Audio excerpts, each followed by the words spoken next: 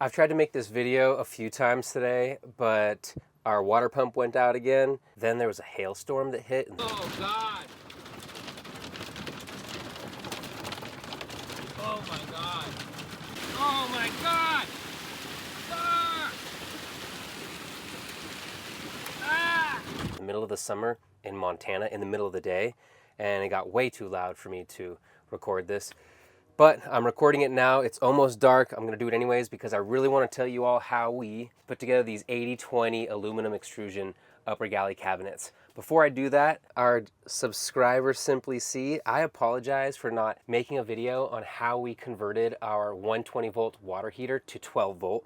But I promise you, I'm doing that for you this week. I haven't been able to because we were in the South for a while, and every time I opened up the back and pulled things out of the trunk to get back there and shoot the video, mosquitoes would swarm me and just eat the shit out of me. So I wasn't able to do that. But we're in Montana, Wyoming area, and it has been a lot nicer in terms of bugs, fewer mosquitoes. So I promise you I'm doing that this week.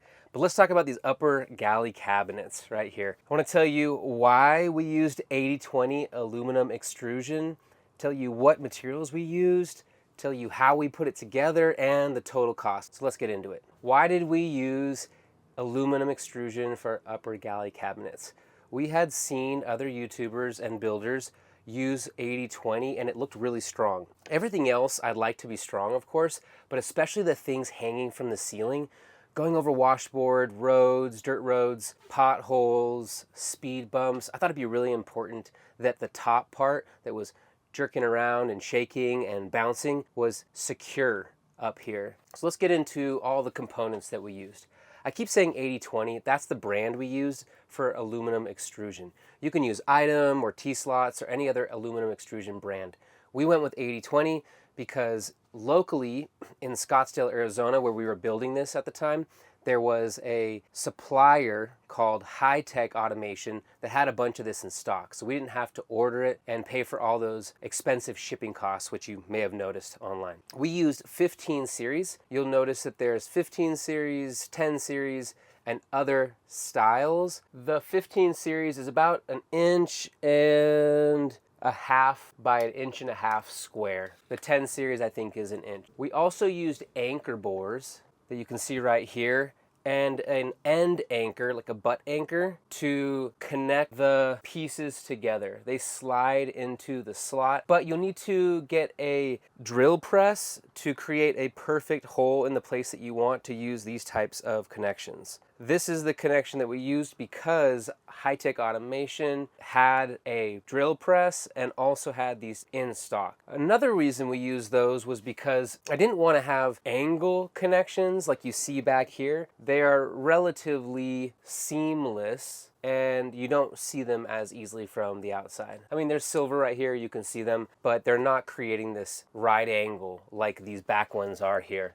that we used for the inside. The bottom part is birch plywood. You don't need birch plywood. You could use ACX or BCX. Any kind of plywood would be fine because on top of the plywood, we used high pressure laminate. Instead of painting it, we wanted to use high pressure laminate so that it would be easy to clean and really strong. It wouldn't get scuffed or anything like that. On the ends here, these end caps, if you buy them from 80/20, they're expensive, and we couldn't find any in white in stock. So I ended up just buying a knockoff on maybe eBay or Amazon, which was black. And then I grabbed a white spray paint and just spray painted those. They don't match perfectly, but I figure it's good enough for now. If we ever sell the van or rent it out or need it to look perfect, we'll cross that bridge when we get there. We'll probably order some from 80/20 if they have white ones in stock. Oh, and one more thing. On the inside here, we laid down a thin stick-on cover to cover the plywood on the inside, something lightweight, something that would look nice, and also we'd be able to wipe down and clean up whenever we needed. Another thing I forgot to mention, what is this called again? We powder coated the aluminum. We were thinking about spray painting it, but we wanted that to be more scratch resistant and a little bit tougher, so we went with powder coating. So those are the materials we used. Let me talk to you about how we did it. You can cut through this aluminum extrusion pretty easily. You probably could do it with a chop saw or a table saw with any blade. However, we bought a metal specific blade by Diablo.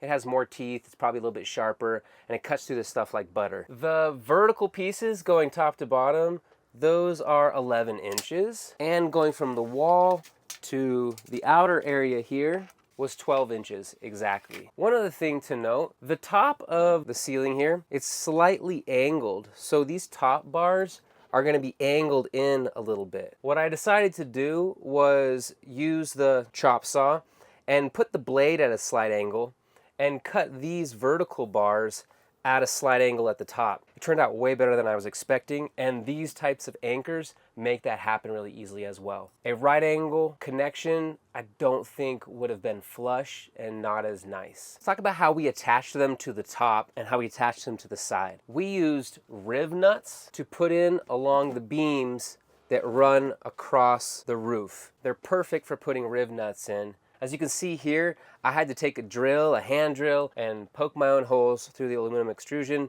to make sure that the bolt fit through and into the riv nut. I believe I used an M10 size riv nut with that M10 bolt for extra strength on most of them. There are a couple that are M6 riv nuts with M6 bolts. You can use any size. I guess the bigger, probably the stronger, I would assume. But be careful of one thing. I didn't realize that when you put your riv nut in and you put your bolt through, it's going to eventually touch the ceiling unless you have the perfect size bolt. The moment it touches something on the other side, the ceiling in this case, it's going to begin to strip the riv nut. I didn't realize this. I ended up stripping one of the riv nuts. So now I have a bolt that's not all the way through and it's not holding on as well as it should.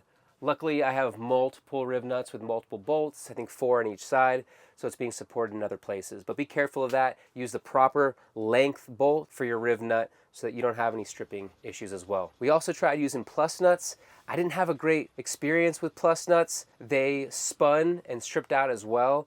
I probably didn't have the proper tool, so make sure you do. I had better luck with just a manual hand riv nut setter. I did the same thing against the wall over here. I'd find a beam that was on the frame of the van, and I set a bunch of riv nuts across there and then drilled through this aluminum extrusion and bolted aluminum extrusion against the wall. You may be wondering why we don't have any cabinet faces. We were planning on having cabinet faces. We bought really expensive birch plywood. We created the latches for them and got great latches for those cabinets.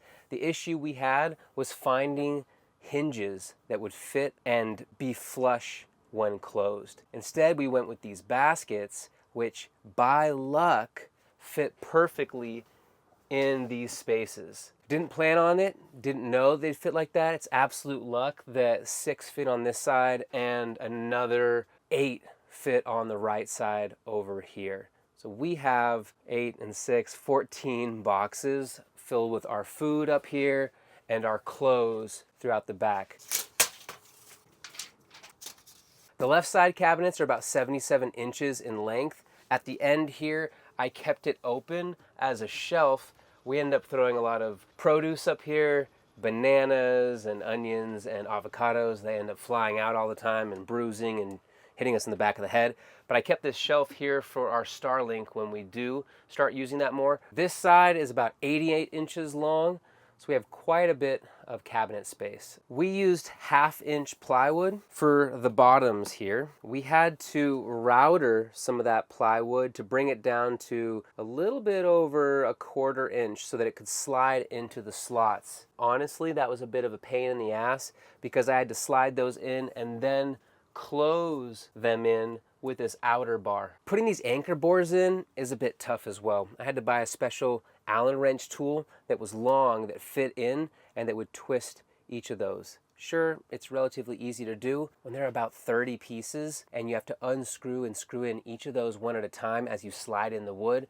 It tends to take forever. I mean, this process of just connecting these like Lego pieces, like people say, was incredibly time consuming. So let's talk about cost. Aluminum extrusion is incredibly expensive. It's something like 60 cents an inch. We spent roughly, $500 or so, $490 on the aluminum extrusion. And then all of the anchor bores, the drill pressed anchor bores that high-tech automation put in for us, cost us a couple bucks each, and there were something like 40 or 50 of those. So that's another $100. Then the connectors were around $2 or $3 each. So that's another few $100s there in just connectors. On these back angles, right angle connections, you have to buy the hardware for that, and that's really expensive as well. You can take a look on 80/20's website to see exactly how much it costs, but hardware adds up quickly with this. Then you have the birch plywood, spent about $100, $200 in birch plywood.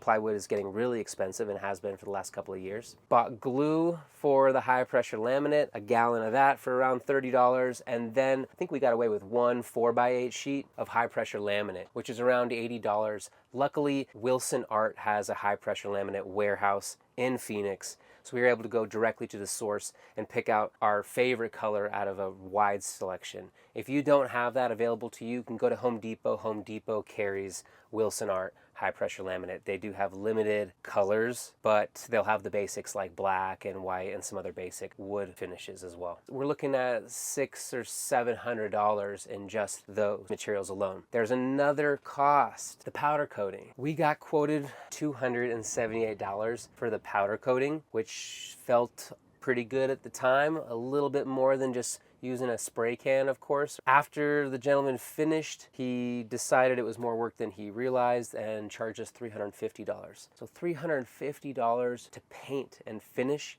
the aluminum extrusion on top of the $700 we already spent in parts. So we're looking at around $1,000 for upper galley cabinets that, if you had used just wood, would have been a fraction of the cost, maybe a couple $100. Which brings me to, what would we have done differently if we were to redesign or remake these? The first thing is, I love the height and I love the depth. They happen to fit these cubes. You can buy these on Amazon. I believe the size is 11 by 11 that fit in here perfectly. I love the size. I love the length. We don't hit our head too much. We do sometimes, but we like the way everything fits with these. I would have probably used 10 series. 10 series aluminum extrusion is quite a bit less expensive, and it's just as strong for this application. I think it would have worked fine. And honestly, I think I would have liked a smaller profile. There are angled 10 series that have potentially more of a designer look.